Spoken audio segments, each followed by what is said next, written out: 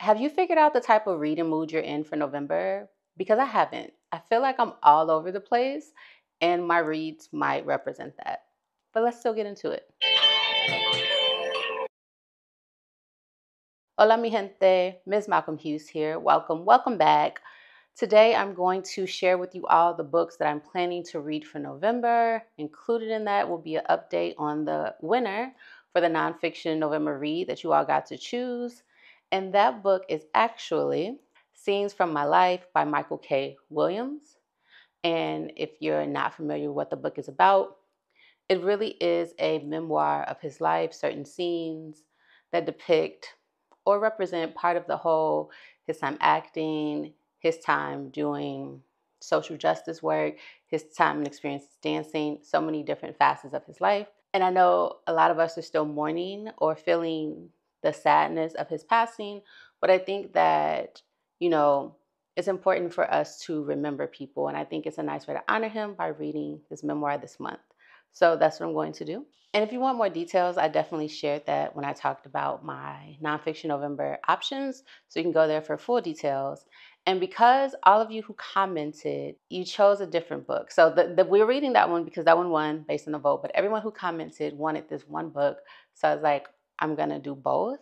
And that is The Three Mothers: How the Mothers of Martin Luther King Jr., Malcolm X, and James Baldwin Shaped a Nation. And so as it goes, it says that so much is shared about these men, but we really don't know anything about the women who shaped them, or the mothers most specifically. And so this is by Anna Malika Tubbs. Again, I talked about this in that video, so definitely go check it out. If you haven't, I'll also link it in the cards above. Definitely looking forward to this one for sure. Also really interested in what has been found out about Louise Little. That's Malcolm X's mom. If you don't know, one half of the channel's namesake, Miss Malcolm Hughes, is after Malcolm X. And so I know there's not a lot that's been found about his mother, except the bit that's been shared in the autobiography of Malcolm X. So I'm very intrigued to see what new discoveries there may be. All right, this next one I'm actually really excited about. I'm glad that the publisher sent it to me. And the reason why is because I want to read it to do a comparison to a modern day retelling. And that is Carrie by Stephen King. And so this one says, Carrie may be picked on by her classmates, but she has a gift.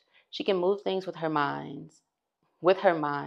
Doors lock, candles fall. This is her power and her problem. Then, an act of kindness, as spontaneous as the vicious taunts of her classmates, offers Carrie a chance to be normal, until an unexpected cruelty turns her gift into a weapon of horror and destruction that no one will ever forget.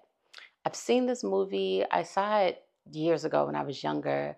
I've never read it, so I'm excited to read it, most specifically because I want to read and compare it to The Weight of Blood by Tiffany D. Jackson. And this one says, when Springfield residents, at least the ones still alive, are questioned about what happened on prom night, they all have the same explanation. Maddie did it. Outcast Madison Washington has always been a target for bullies, and she's dealt with it until a surprise rainstorm reveals her most closely kept secret. Maddie is biracial and has been passing for white her entire life at the behest of her fanatical white father. After a viral bullying video pulls back the curtain on Springville High's racist roots, student leaders devise a plan to change their image, host the school's first integrated prom. The popular white class president convinces her black superstar quarterback boyfriend to ask Maddie to be his date. But some of her classmates aren't done with her just yet. Little do they know, Maddie still has another secret, one that will cost them all their lives. I've only heard good things about this, so I can't wait to get into it and see for myself. Next up, I've really been feeling in a literary criticism, literary critique mood, learning more about it and go for myself in that space. And because of that, I have Shadow and Act by Ralph Ellison. If you're not familiar with Shadow and Act, not the book, but the company. I actually used to work there for a little bit, but it is a Black media company under the Blavity um, company that deals with movies and television, all of that. So definitely check it out if you haven't. I don't work there anymore, but still check them out. They do good work.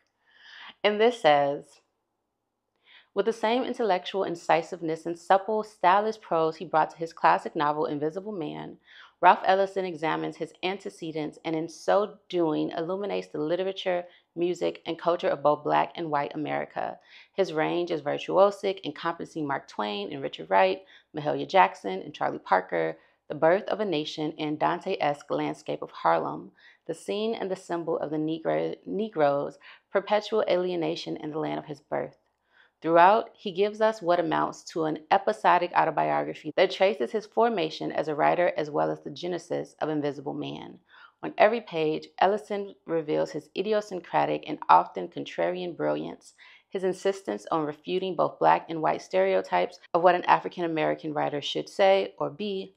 The result is a book that continues to instruct, delight, and occasionally outrage readers 30 years after it was first published. The next book we have is a very short fantasy, and it is The Lies of Ajungo by Moses Osei Utomi. And again, really short, but I'm looking forward to it. This is about a young man who is born in the city of lives and he needs water for his dying mother. He doesn't have time to wait until his birthday to receive it. If you want to hear more about it, definitely check out my new fantasy books in my collection, the book haul video that I did recently, and I talk more about it there. Next up, we have a novella, or a Nivella, as Nina calls it. It is Out of Spite, Unconventional Love, Mari and Drex, a Nivella by Nina. And all it says on the back is, spite may be a blessing in disguise. And I know that I actually have no clue what this is about other than that. So I can't tell you more than that, but I'm looking forward to read it. I'm looking forward to reading it. I don't think it has anything to do with the Porter Brothers. I think it's its own freestanding book. So we will see what this is about. And last, but certainly not least, and probably not last in reality, because there are a number of books that I want to read in KU. I just haven't decided which ones. But the last physical book that I plan to read this month is The Fourth Wing by Rebecca Yarros. During fall and winter, I'm usually more in my fantasy bag. I haven't really decided if that's the mood I'm really in right now. I'm trying to figure that out. And I've started this one and I was enjoying it. So I want to get back into it. But this is about a young woman who is entering the academy. She wanted to be a scribe, and her father was training her to be a scribe. Her father is now deceased, and her mother is like the general. And she's like, you're going to be a dragon rider. You come from a long lineage of dragon riders. No daughter of mine is going to be a scribe. And so now she's off trying to get a dragon and become a rider. That's the gist of it. Again, I talk about this in my new fantasy book haul as well. So if you want to hear more about it, check it out over there. Like I said, a number of books or possibilities over on Kindle Unlimited. I'm not sure, but these are the ones I'm definitely going to try to get to. We'll see how November behaves and what ends up happening. What are y'all reading this month? What are you looking forward to? Which of the books I'm reading have you already read? Which of the books you haven't read, but you're intrigued and you might want to read along or you can't wait to hear about it? Let me know all of this down in the chat box below. Let me know. I'm looking forward to them. I don't know what'll be first. We'll see. My October wrap-up video will be dropping next week. So definitely be on the lookout for that. And that's it for me right now, guys. I appreciate you all being here. Appreciate you all tuning in. We are close to 1,000. If we can reach that by the end of the year, that would be great. So please do feel free to like, comment, share, subscribe, all of the things. It really does help. But yeah, until next time, I'm MsMalcolmHughes, the one who believes that books are sometimes better than people. Please be kind to each other. Please be kind to yourself. And please get out and enjoy the sunshine. That's it. I will see you all in the next one. Peace. Odabo. Adios. Ciao.